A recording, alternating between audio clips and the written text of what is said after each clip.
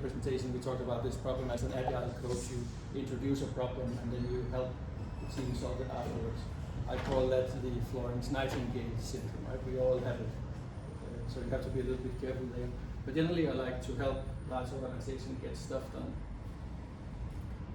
Then also at XP, I've been here a few times, so I just had a little bit of fun making a collection of all the messy stuff I've brought over the year.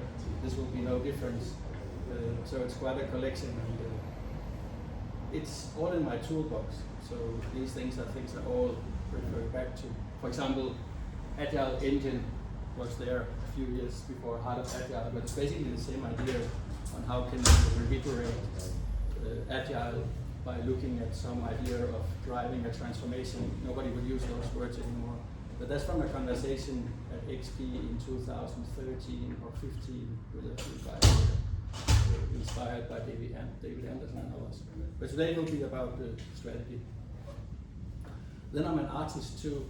I got this advice that when you do things, you should stand on the shoulders of giants. But I think actually it's much better to just paint on top of your books.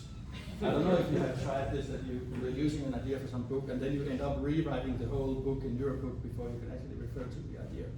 So I stopped doing that and just tell people that this is my canvas, and here are some of those. I couldn't make the AI agent make a picture of me, but I'll work on it. And then last of all, I'm curious about what's going on at work. So having worked with large organizations, helping them get things done, operational development, target operating model, governance things like that, is really about creating this environment where people can be successful together, which is basically what we do. So let's start from the beginning. And I like to hear your view on this. And I don't think this was ever intended, but I don't really think that strategy has ever been part of Agile.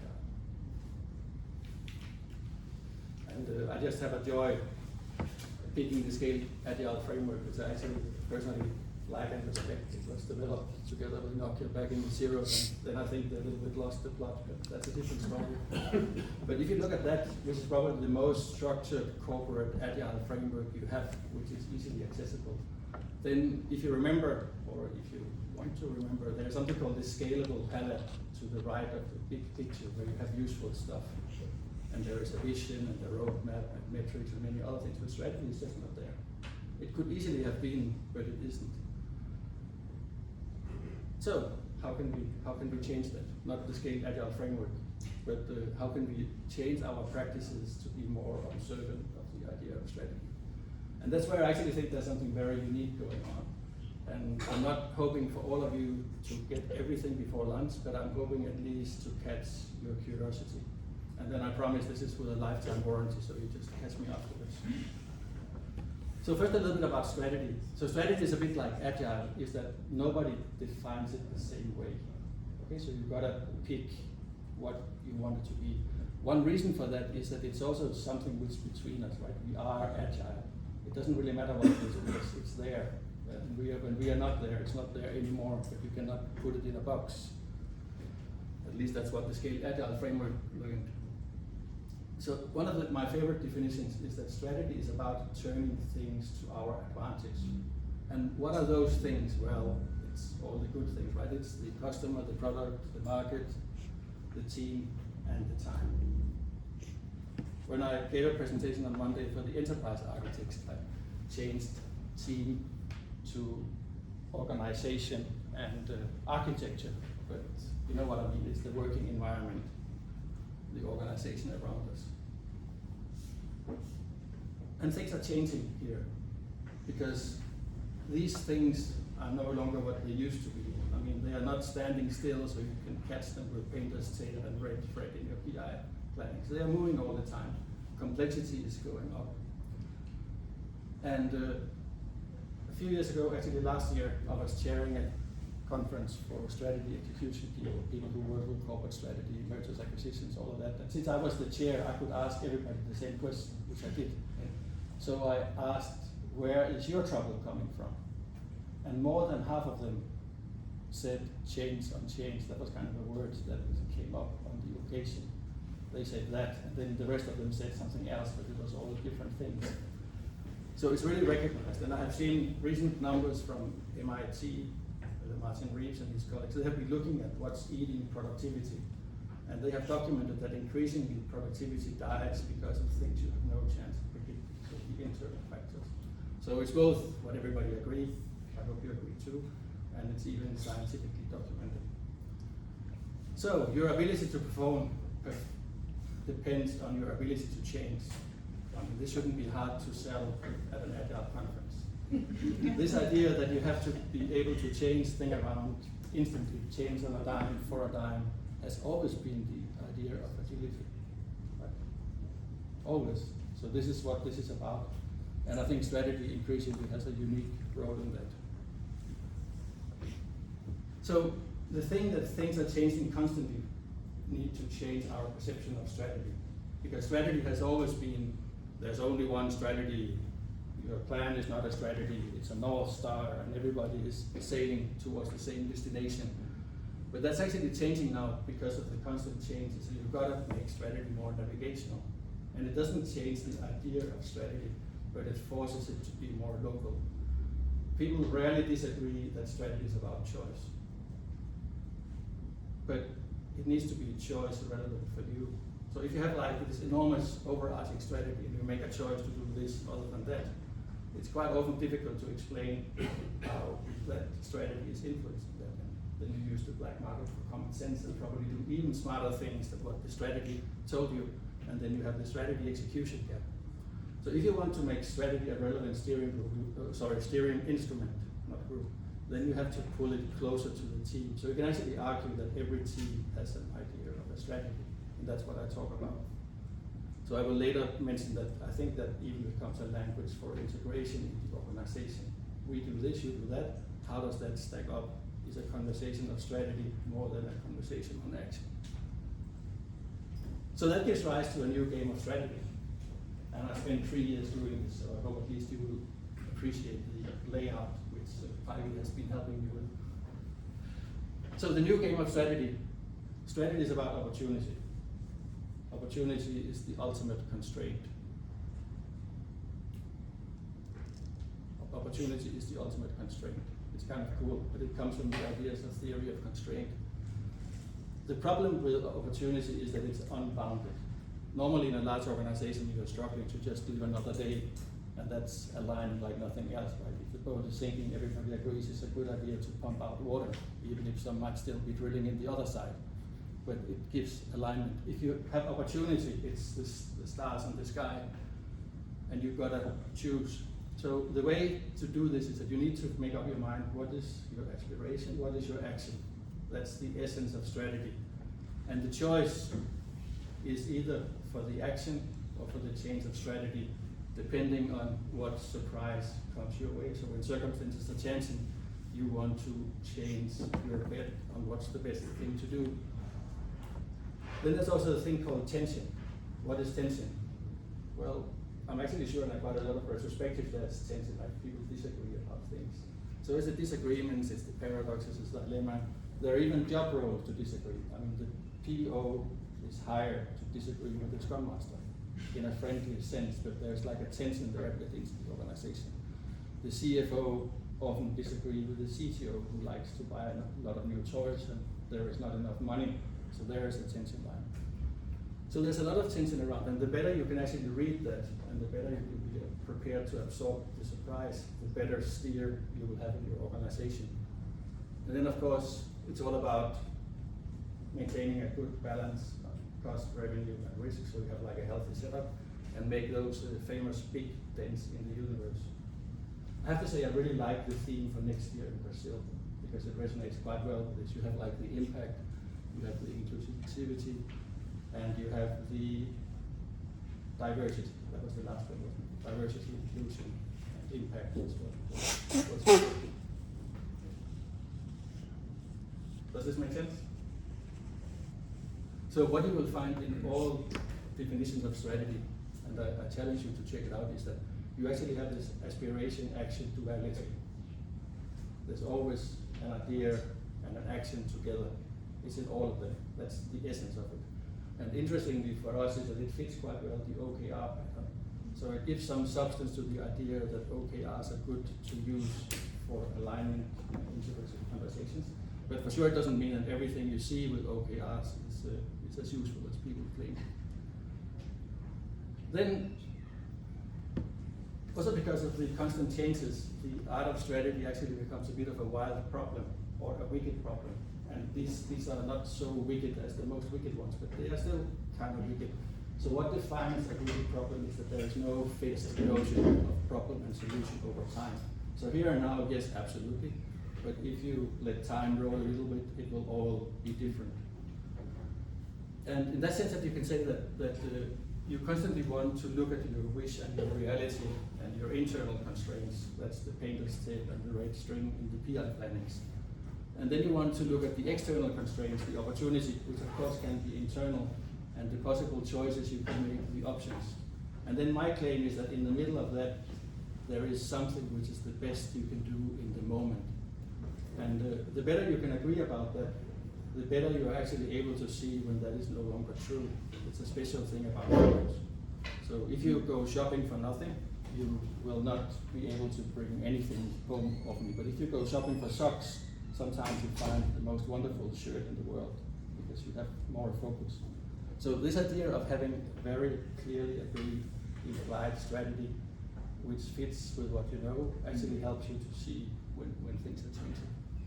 And then you can define some balancing acts around that. I will not go so much into this, but this is basically the story of how you can redefine lean portfolio management in a more collaborative way, which you can find here. Now you might ask, this is already quite a lot, is there something else going on? And actually there is, but this is a little bit hairy, so it's okay to disagree. But I wanted to start with this one. So I believe that generative AI will change completely how we work and organize. And I just found an example on the internet. This is the CEO of Microsoft, who happens to be from the same place as I studied. She's way younger than me, and we didn't really know each other, but we still know who each others are. So she asked this question on LinkedIn, and I responded that I would make a bot that could do PI planning for me. And she actually acknowledged that this is not out of the ordinary. This is like a reasonable use case for the future, that you will have something that can keep an eye 24/7 on where you are against your plan. So the idea of bringing 200 people into the room to spend the first day in the breakout session playing poker because you already did the planning is kind of nice, but also a little bit ridiculous. So we can do smarter things. So that's one side of the power of AI. Then if you try to look at the bigger picture, I think there are two things merging at the moment, and this is like a huge mouthful. But there are some people from Rethink X, James Arkley and Tony Sika, who are predicting that we are entering a new era, which is the third of the two previous, right? So this is almost like an astronomical scale compared to what we normally do. And they can call that the stellar era. It will be defined by stellar technology, which includes capital, labor, and natural resources. And you say, okay, wow. But think of the battery pack you can have in your basement, the solar panels you can have on the roof. Once you have bought those from a guy you might not like so much anymore, Elon Musk, he has that technology, then electricity is actually free. AI is eroding the classical pyramidal consultancy business because nobody wants to pay for the cheap stuff anymore, right? The robots take over. Labor cost is going towards zero, which is spoiling that game. So we already see it. Then you can add another wave. Richard McGrath has been sort of anthropologically telling what has been the recent generations of where we are. And the latest version she has is called transient. It's the scaled agile flexibility at scale. But there is a prediction that will be replaced by something else. And that something else is digital, which basically has an infinite span of control, which means endless flexibility if you think about it, which would demand something more fluid as an organizational force. You can basically reconfigure instantly when you face better opportunity if you think to the end of the career. So where it used to be scale, access to information, in the future it will be more about resilience, ability to do the right thing, the ability to do it, and the relevance of the information. And you cannot assess the relevance of available information without open access, which of course is a bit of a dilemma, but if you close access to information, you put yourself as a disadvantage. And I think that will simply force organizations to change from closed, hierarchical, role-based, RASI structures to more open, fluid structures. And we haven't even seen the beginning of this, except the guys who are already doing it. And a good example from my Finnish friends, I'll try to do this in time, a company called Imperial, they have a gimmick. I spoke to Christian one day, we had a coffee meeting, and the phone called. He was like, well, I said, who was that? Well, he said it was the bot. It's just checking where am I on my plan. So they, inside their own company, it's not so big, maybe like, I don't know, but they're not over 100. Everybody get a call every day to ask where are you on the plan and anything else to report. But they can basically do this for 1,000 people. So faster than you can boil an egg, they can place 1,000 calls and start testing. And this is where you are against your plan. And of course, that's not the answer, but it's still an illustration on how the cost goes down. I mean, imagine how long it would take you to call people. I mean, the egg would be pretty hard already before you asked the spouse and the kids what happened on the football game in the weekend. So it gives an indication of what you can actually do. And in that sense, and this is something I have developed during XP, so I'm the type of person who rewrite the presentation until the minute I deliver it. This is from this morning and yesterday's conversation. So I really think that you can argue that AI keeps you on strategy. So you have the internal tension. Microsoft CEO agreed that you can keep an eye on that. You have the external tension. The guys I just talked about in parallel, they have made a program that scrapes all the corporate strategy and keeps an eye on what the other guys are doing. So when their action on your strategic parameters start to change, they'll just beat you and tell you something is going on. The downside of this, I believe, so you think of the endless span of control as the one side. I think actually you can argue, I know I didn't do so well this morning, but I think you can argue for this idea of conversational depth. I mean, if you saw this YouTube video of the two chatbots who thought they were speaking with a person, but then they realized that the other bot was a bot, so they shift to this modem language. The older ones know, like thing. So they can do things so fast that no human can follow. And we are still pretty much monkey brains or operating at dinosaur speed, whereas the other things are operating at the lightning speed. I actually literally hate this ChatGPT rocket, but I thought for this opportunity it would be appropriate. So advice. Strategy is an instrument for understanding and avoiding opportunity loss. So that means that you end up doing one thing when another thing would have been favorable. It might be the new prioritization game. It's also a language for integration. If you know what is your strategy and you have the chatbots taking care that you're on it, then you can spend your time discussing with the other guys how it all stacks up to something useful. So it literally shifts the conversation from alignment on action to alignment on aspiration. And my personal claim is that this is what the PI planning has always been about. It has always been about the alignment and making the heads point in the same direction. And then to justify that, you had to do a lot of planning and do the painter's tape and the red string to impress the bosses. But it's really the alignment that have the impact. And then in a sense, keep your team on strategy. And what is the idea of that? Well, actually the idea of being on strategy is that then you can move to another strategy. You are in balance and you can move. If nobody has an idea of what's going on and everything is a mess, you don't really have the control to change things around. So what strategies do? I know I'm a little bit over, I'll be very quick.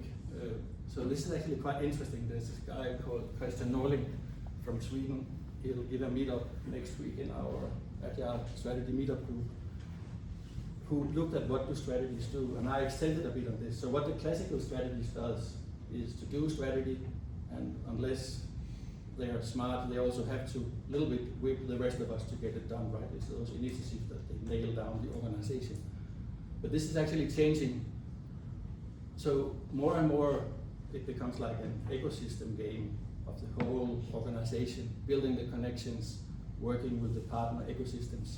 It's about catalyzing useful collaborations, balancing acts. It's about creating shared understanding. And in Sweden they have a wonderful word for that. It's called samsyn. It means like seeing things equal. But it's like really grounded in your body understanding. We are just agreeing. And everybody who works with our friends from Sweden know that they spend a lot of time reaching that stage. It might never happen, but until that, nobody's moving.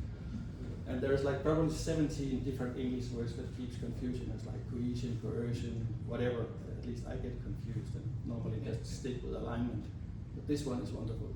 I tried to do one in Danish, but it's so complicated that nobody got it, so I moved to Malmo.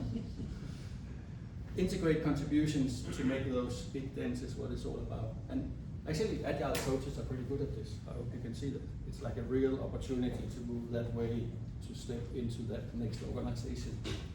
So advice, unlocking strategy, help your team stay on strategy. I mean, how complicated can that be? It's actually very complicated because nobody managed to do that so far. We have a chronic strategy execution gap, so don't underestimate that. Make yourself a broker and a steward of useful collaboration. That's what agile coaches do. So, new opportunity, and maybe you can even be the first to bring this up. Thank you.